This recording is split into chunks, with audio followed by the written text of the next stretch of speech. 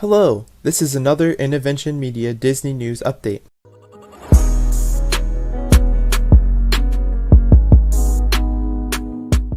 This week, new details were released about Star Wars Land in Hollywood Studios. The opening date was announced as August 29th this year. The land will open in 2 phases, with the first ride being Millennium Falcon Smuggler's Run opening on the 29th. Star Wars Rise of the Resistance will be opening in the second phase at an unannounced date.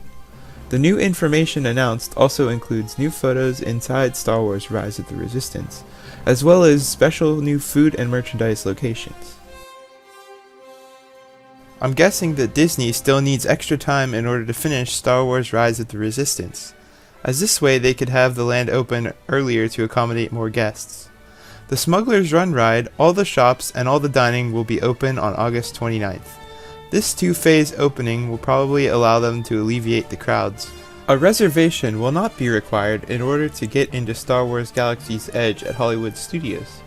However, capacity will be limited for the first few weeks. In a stunning twist, FastPass Plus will not be offered for the Millennium Falcon Smuggler's Run, at least initially.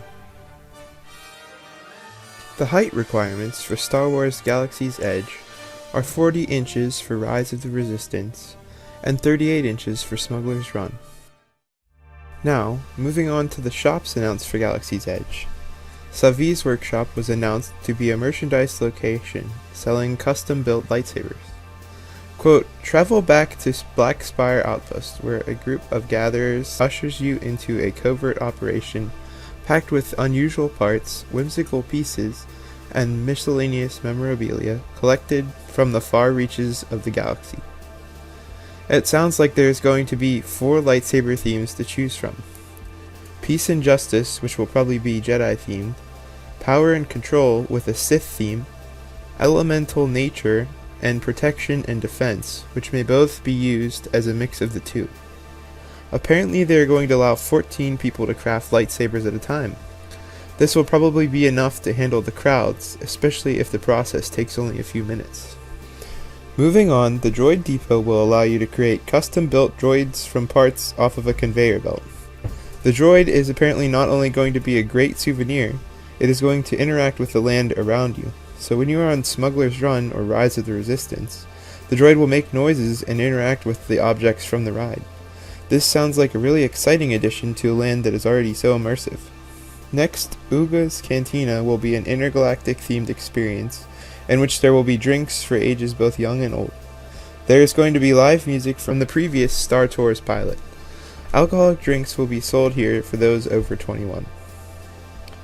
The milk stand is going to offer guests a chance to try the famous blue milk or green milk. This is apparently going to be some sort of frozen drink only offered at Star Wars Galaxy's Edge, sort of like butterbeer from Universal.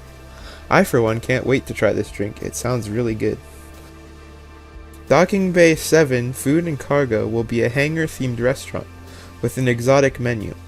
The food will, quote, be all delicious but none of it will be familiar, end quote.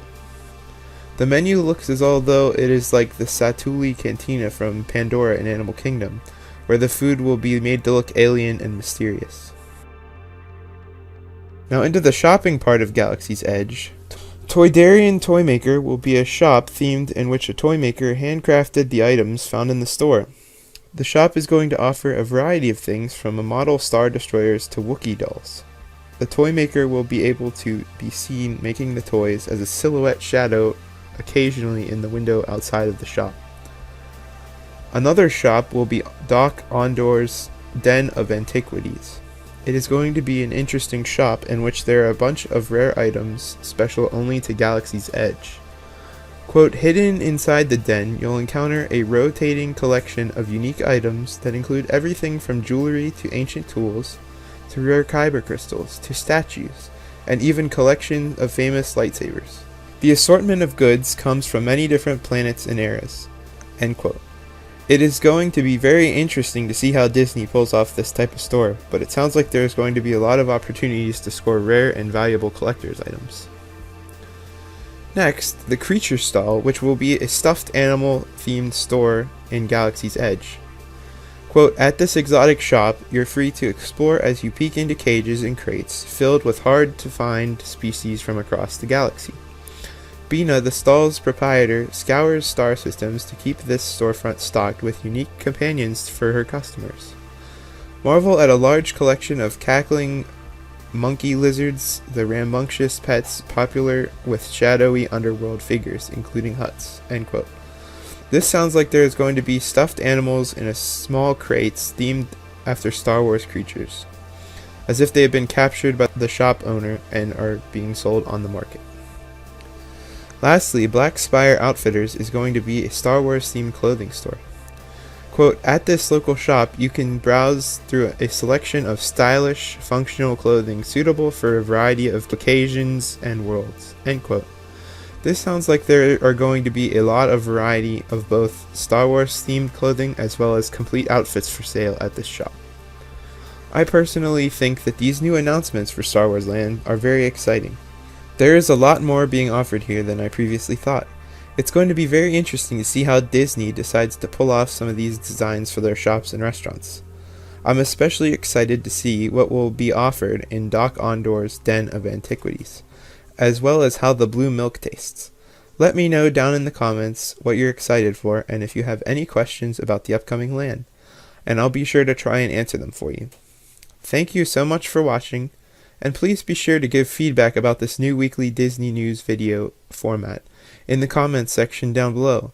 And if you enjoy, please be sure to like and subscribe to stay up to date with the latest in Innovention Media Disney News.